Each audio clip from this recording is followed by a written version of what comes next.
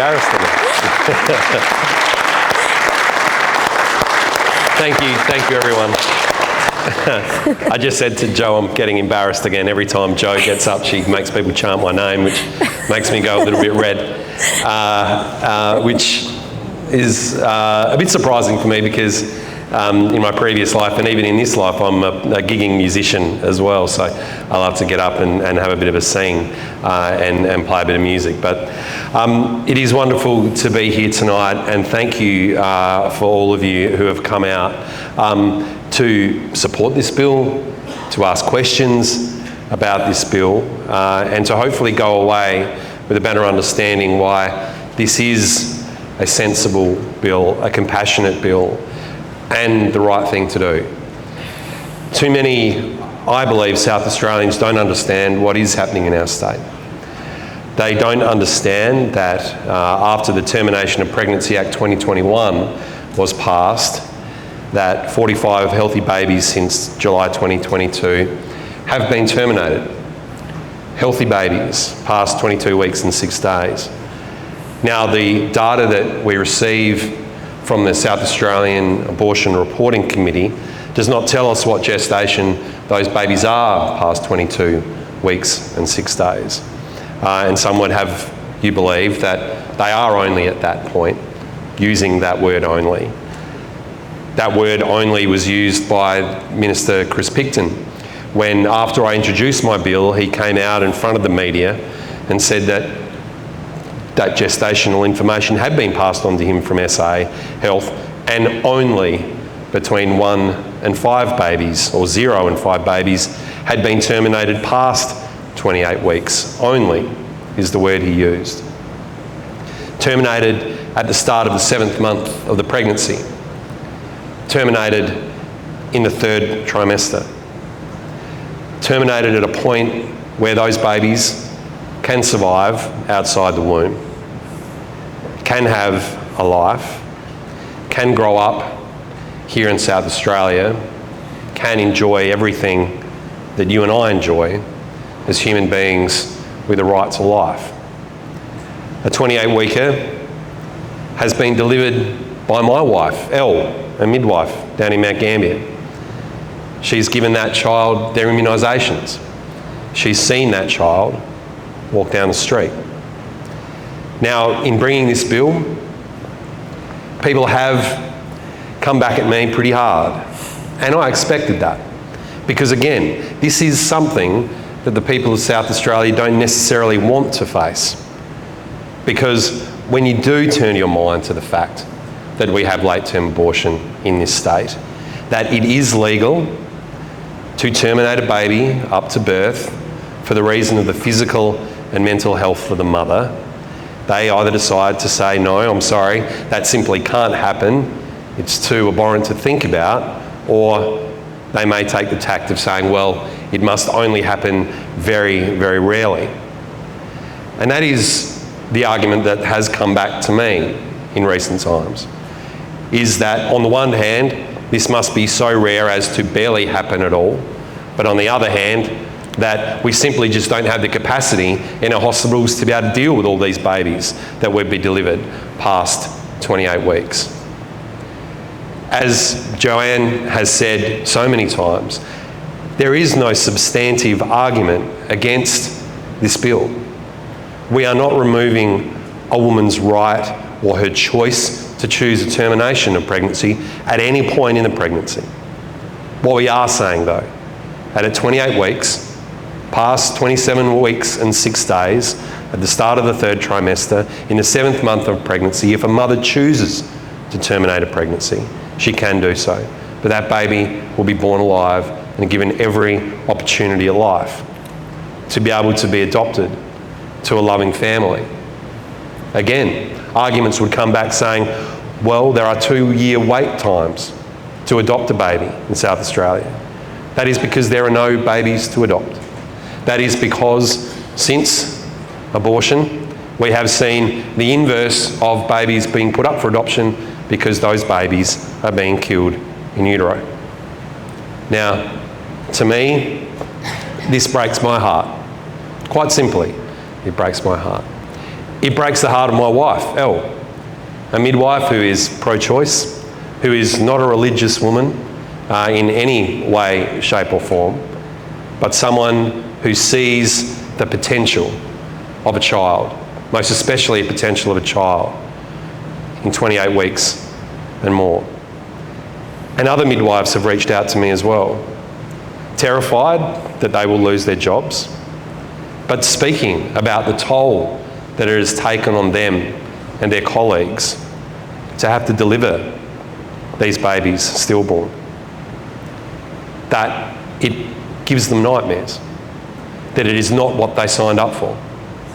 They are a midwife to bring life into the world, not to preside over a stillborn child who will not have a death certificate and literally be put in the bin after they are delivered. And that is the question of this bill. At what point do we value life? At what point does the life of a child stand in balance with the choice of a mother should she terminate a pregnancy? And that is where we are putting a line with this bill. At 28 weeks, at the start of the third trimester, not removing a mother's choice, but giving a baby every chance to survive. Now, colleagues of mine have said that health professionals say that a baby born prematurely like this would have a more chance at ADHD or learning difficulties or lower intelligence. Is that a reason to kill a child? My son has ADHD. I wouldn't swap him for the world. I love his quirky nature, how creative he is.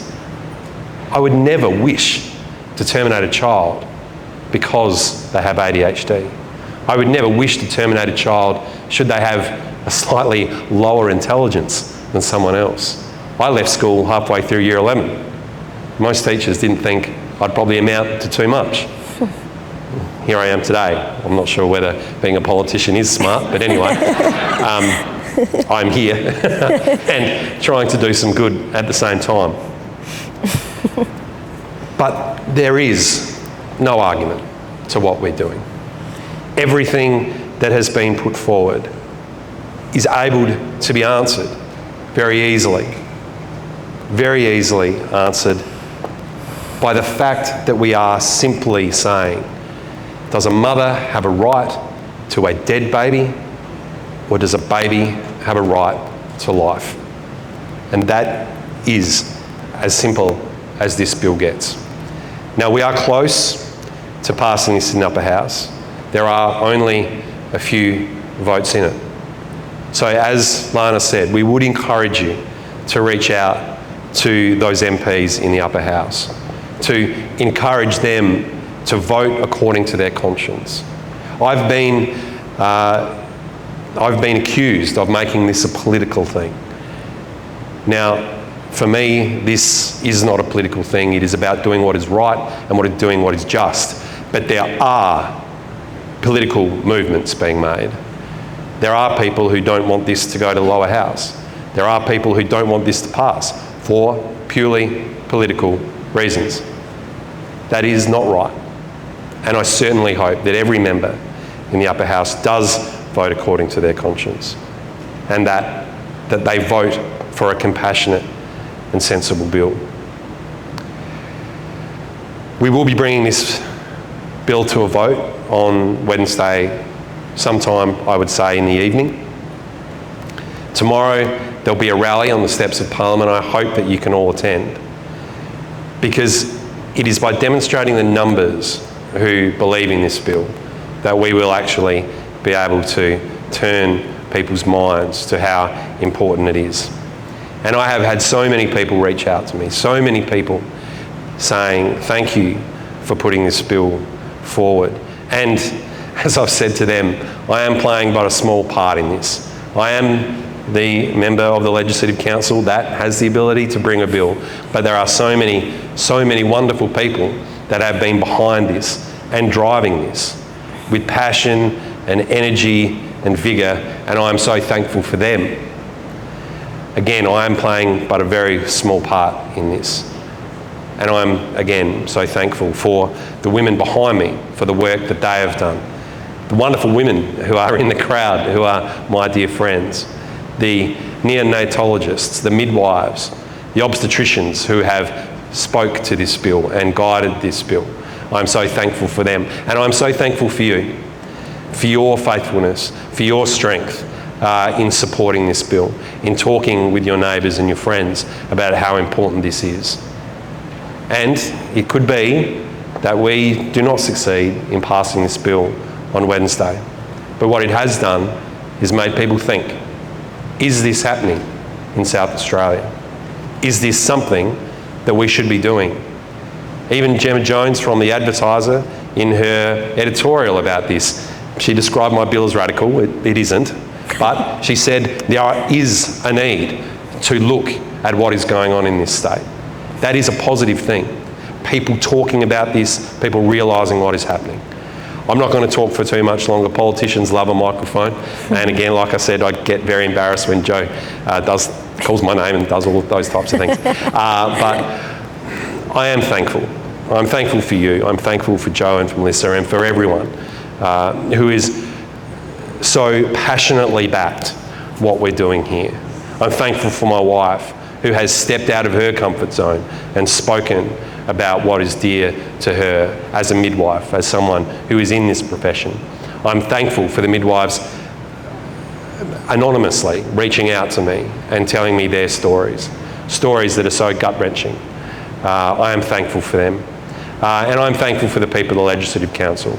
I'm thankful that they will vote according to their conscience, and I hope that they see this bill as a sensible and compassionate way to ensure we balance the rights of the mother and, most importantly, the rights of the child. Thank you again, and I really appreciate your time for being here tonight, and I'll pass over to, who are we going to, Joe? To Lana. To Lana. We'll pass over to Lana, because she's the boss. Thank you.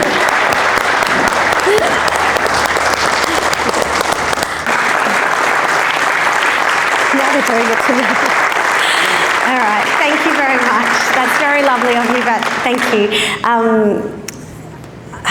I guess when you look at that video, the thing, you know what I wish? I wish every South Australian could see that video, because I just think there's such a low level of what a late-term abortion is in our community. I just don't think people know that after 28 weeks, the process is to inject a baby's heart with potassium chloride with the sole purpose of killing the baby. So there is no need to do that injection for maternal well-being. It is entirely medically unnecessary for the mother. The sole purpose is to kill the child and then to deliver that child stillborn. All the Ben Hood bill does is skip the lethal injection of the child. That's all it does. It bans feticide. As Ben said, it allows termination of pregnancy. So at any point, a mother can walk in and say, I'm really struggling and I just can't do this anymore. And if the pro-choice argument is my body, my choice, well then this bill allows that. This bill is pro-choice because the mother will be able to deliver her child, but she just delivers that child alive. And when she then delivers that child alive, instead of being placed in the medical waste bin, that child will be whisked away to the intensive care unit for little babies, the NICU, and people like Dr. Melissa Lai, who is a neonatologist, will look after that baby and give that baby the care that the child needs. The mother will then be released of that pregnancy and off that baby, and she will have time under the adoption laws to work out what she wants to do. She doesn't have to see that child again if she doesn't want to. She can just sign those papers and then that's the end of it, and hopefully she can then receive the mental health support that she needs. But if she does change her mind, and there are studies to show that women who are turned away from abortion do change their mind and they choose to raise their children, and they are then happy at that choice at the 5-year mark. They're very happy with that choice at the 5-year mark. You know, women are given that choice too under this bill. So it is a truly landmark, historic bill written by women with the support of Ben introducing it into the Parliament. So, you know, I do think this is a once-in-a-lifetime opportunity for us. I'm hearing a couple of objections as I meet MPs and as I talk to people who I think are misinformed really about what the bill's about. So the first point, to Gemma Jones's point that the bill is radical, It is not a radical bill. What is radical is abortion up to birth without any restriction, which is the status quo in South Australia, and it's the status quo across the country. If we look at European countries, most European countries limit abortion after 12 weeks, and yet in Australia it's allowed up until the due date of that child. And if we look at the UK, they changed their law in 1990 to move it back to 24 weeks, so to ban abortion after 24 weeks, because they didn't want healthy babies being killed after viability, because everybody should know that you can deliver a healthy baby alive. There is no need to kill that healthy baby. So to Gemma Jones's point that this is a radical bill, it's not radical. What is radical is abortion up to birth. That is the radical position. The second argument that I hear is that this is forced birth. But you've seen the animation, and you know, and I want you to tell everyone, that in a late-term abortion, a mother has to deliver her child. There is no other way of extracting that child from the mother's body. She has to go through labour. So the only question is, do we kill the baby first? So it's a forced delivery either way. Under the status quo, under the current arrangements, she is forced to deliver a stillborn baby. Under Ben Hood's bill, she gets the choice to deliver that baby alive. And it's actually quicker, and it comes with less risks to the mother because it's less intervention. She doesn't have to go through that process of feticide. And then the third argument I've heard, which I find to be a ridiculous argument actually, because I've heard people say to me, well, this bill, it's actually just not going to fix anything. It doesn't do anything. It's not going to change anything because there's no abortions after 28 weeks. And if there are, it's a tiny, tiny, tiny, minuscule amount of babies. And, you know, Chris Picton said 0 to 5.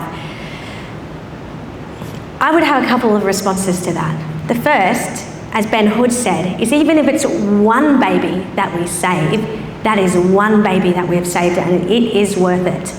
The second thing I would say is if we look at the longitudinal data from Victoria, because Victoria was the pioneer of abortion up to birth. It happened in 2008. Daniel Andrews was health minister, and under his ministry, they introduced abortion up to birth. Now, in 2010, so let's just imagine they had this debate. They didn't, but let's just do a thought experiment and imagine that in Victoria, in 2010, they had this debate because there was a courageous MP like Ben Hood who introduced a live birth bill into the Parliament 18 months after the introduction of abortion up to birth. If Victoria had introduced Ben Hood's live births bill in 2010, so if Victoria had introduced Ben Hood's live births bill in 2010, 28 healthy Victorian babies who were brutally killed in the third trimester by the injection of potassium chloride into their heart would still be alive today. So between 2010 and 2020, over that period, 28 healthy Victorian children were killed after 28 weeks and up until birth. They would have been saved by the live births bill.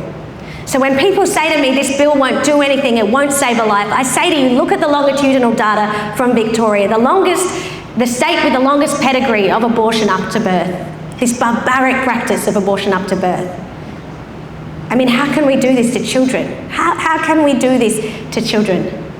And in Victoria, there was even one baby, perfectly healthy, in the third trimester, killed for a psychosocial reason at 37 weeks. So out of those 28 babies that I just told you about who were killed between 2010 and 2020 because they didn't have a live births bill passed, one of those babies was killed at 37 weeks, which is full term. So even if it was just saving that one little baby at 37 weeks, it would be worth it, but it's not just one baby. It's more than one baby. And so we have to do this. And then the final point I'll leave you with is the toll on the midwives and the nurses and the doctors.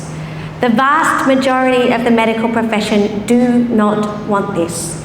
They cannot speak about that publicly because they will get attacked. There will be the threat of losing their job. There'll be the threat of losing their registration. I have so much admiration for the woman to my left, Dr. Melissa Lai, who's a senior neonatologist, who, like me in speaking out about abortion, but I think for her it's even worse because I've got a clause in my university contract for academic freedom, so, you know, theoretically I shouldn't be able to get sacked for this, although people are trying. Mel, Dr. Melissa Light, I don't think she has that clause because she's not an academic, she's a doctor. And she is putting this incredible career on the line to lead an organisation called Pro-Life Health Professionals Australia. And, you know, she's flown in from Brisbane for these 2 days so that she can meet with MPs, so that she can speak tonight, speak at the rally tomorrow, speak to journalists. And, you know, for medical professionals, they just can't do this. They really can't. Mel has had to do this with her eyes wide open, knowing full well that she may lose her job. So that's the courage of this woman to my left. But we need people of courage right now. We need people of courage right now, because if 45 healthy babies and 12 babies with fetal anomalies, so that's 57 in total, have been killed after viability and up until birth in just 18 months. Think about the death toll if we allow this to go on. So we have to do this. And I've had midwives and nurses and doctors reach out to me in tears, and I've shared these videos, I'm starting to anyway, on my YouTube channel. But I have to cover their faces and their voices because they would get sacked. But one of the midwives, I'll just finish with this, she participated in one of the first abortion up to births in South Australia. So the law passed in July 2022. And the midwives in our hospital, most of them didn't even realise the law had changed. And then all of a sudden, they realised that this woman had been slated for a termination. That's what it said on the list. And so they delivered this perfectly healthy, stillborn baby at 25 weeks. And the trauma on the midwives. Because some of these women have had miscarriages, some of them have had stillborns themselves, some of them can't get pregnant, and delivering a stillborn baby. You know, this law, the law that we currently have, changes these beautiful women and turns them into killers, and they don't want to do it, but they're being told it's healthcare. And this young woman begged me that we would change the law. So we have to do it. We have to do it for the midwives and the nurses, because it's not fair. They're beautiful young women who go into this profession to care for babies, and this is what we do.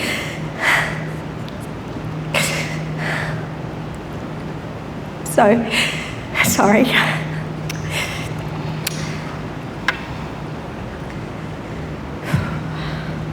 And sorry.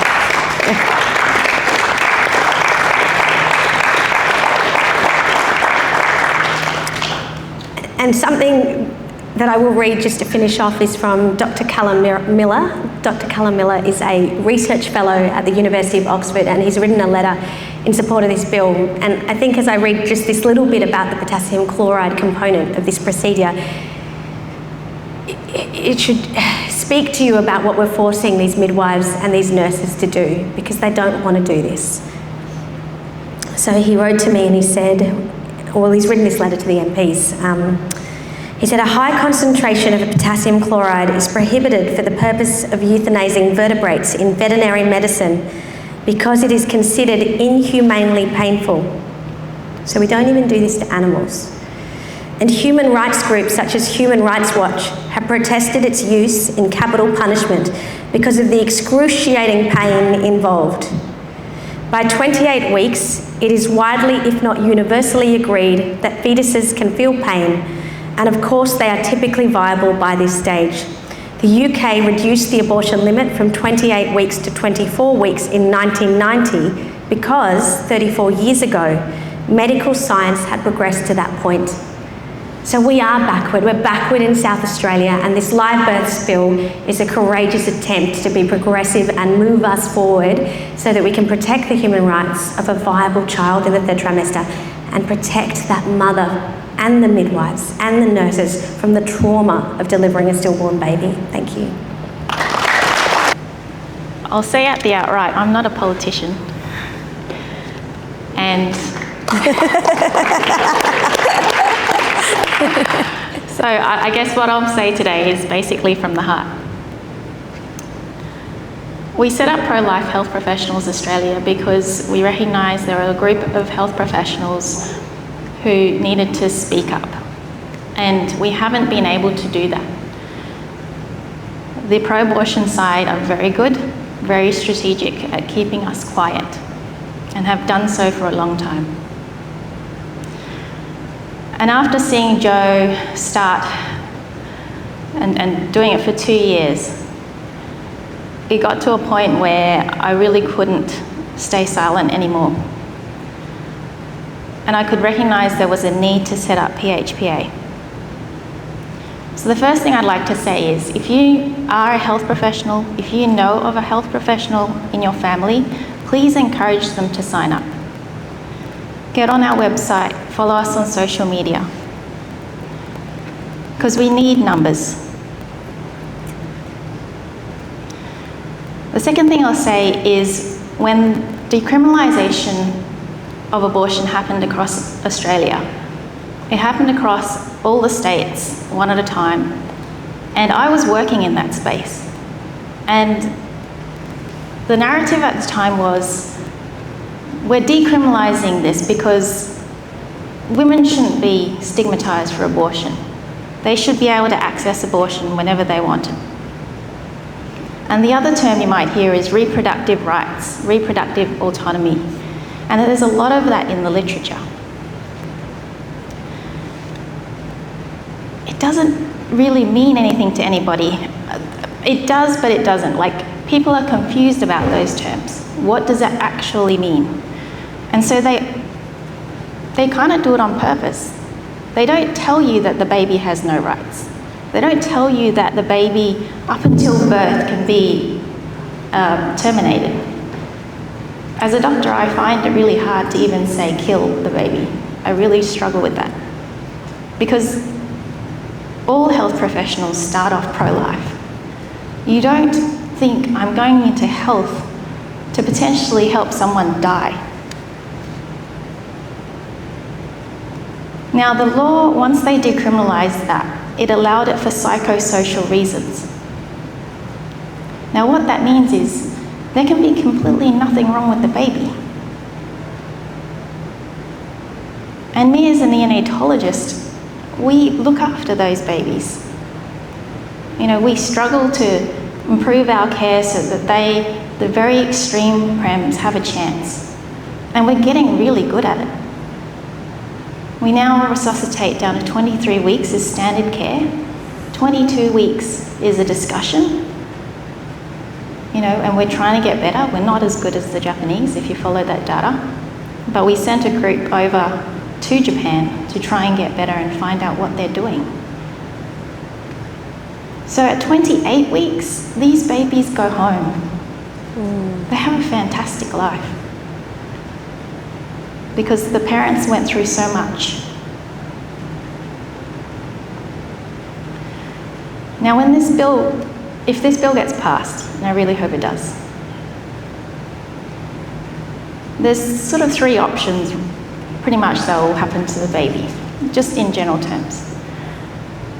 If the baby has a life-limiting condition, so what they would say lethal, and you'll hear the other experts, keep banging on about it. These are only for lethal conditions. These are very stressful situations, and I don't discount that. But as I said before, some of these babies don't have a lethal condition, right? So the ones that do have a lethal condition, we can't really help them. There's nothing that we can do medically to keep them alive. And we kind of know that from, there are a certain number of conditions. There are not that many. And for those, it's tragic. For those families, you counsel them and you're just so sorry that they have that condition. It's not much we can do for them. But what we can do for them, if they're born, is that we can keep them comfortable. So palliative care is keeping the patient comfortable. That's the whole focus. It's not to prolong life. It's to keep them comfortable until they stop breathing. Then you've got the babies who have a condition, a congenital anomaly, but it's not lethal. And under these laws, that is becoming increasingly the situation, which opens up a whole other ethical can of worms. You know, the more I think about it, it's almost like eugenics, modern day eugenics, because there's so many prenatal exams you can do now, scans, tests, so forth. You can know a lot about your baby before it's born. But what medical experts can't tell you is what that means for the baby. To some degree they can, but there will be always a huge range of normal. What is the range? It could be quite disabled to mildly, you wouldn't even know it. So before the advent of scans and things like that, there's probably hundreds of people walking around with a cyst on their brain or another extra kidney or whatever. You wouldn't even know it unless they happen to find it in, you know, some investigation later on for another reason. So the thing that really disturbs me is potentially these babies could be normal. They might have a genetic change to their DNA, or they might have another organ that's not completely formed, but how does that play out functionally? Their brain still works. They can still mobilize and have a great life. I mean, it really speaks to the people who are disabled in our society. And the other option is, the third scenario is these babies are normal. And as I said, the majority of premature babies that we look after, they don't have a congenital anomaly. Now, I think the thing that's really surprised me in all of this since the bill came out is the medical experts that have really come out in force to try and really muddy the waters. And it kind of makes sense though. I mean, if they did have a strong voice in changing the laws, and I'm not a MFM specialist, but I can only think that historically, potentially, they would have been prosecuted if they were involved with an abortion that was then deemed to be not the right decision. But now there is no recourse on these cases. Yes, they need two doctors to sign it off. And I try and put myself in their shoes. Like, yes, you do support the patient. And a lot of these doctors will talk about supporting the women's choice.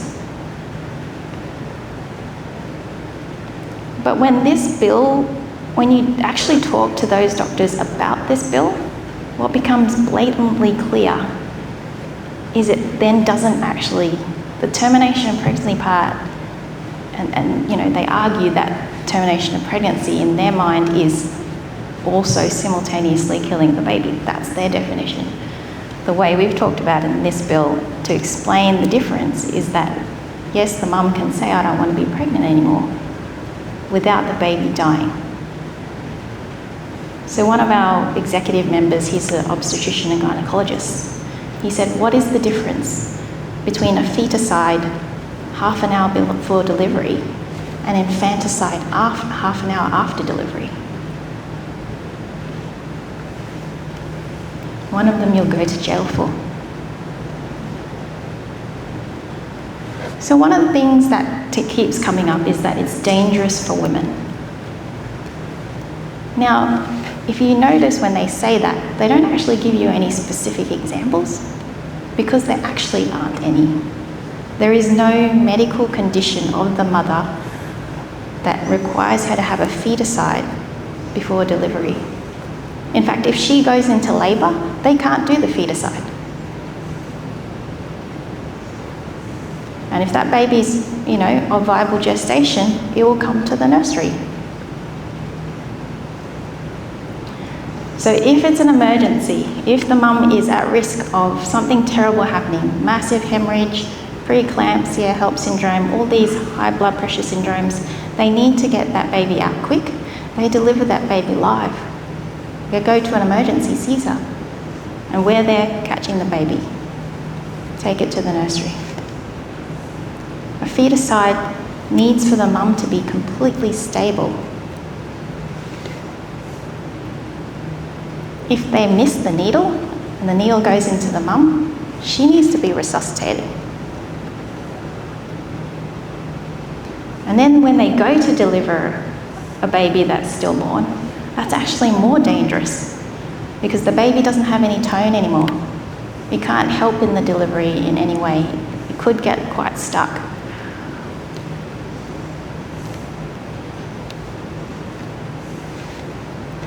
The other argument they bring up is about neonatal outcomes, and they say, oh, it's terrible, these babies, you're going to bring them out in, to the nursery preterm, well, that's what we do. If a mum's life is at risk, that's what we do. We don't think that's a terrible thing. We think that's a great thing that we've had a chance to be able to do that before the baby or the mum dies. And it's ironic when they talk about these babies have poor outcomes, because what they're advocating for is almost 100% death. So those are really the main points I wanted to share with you. I really admire your courage coming out here today, and I just want to thank you for your support.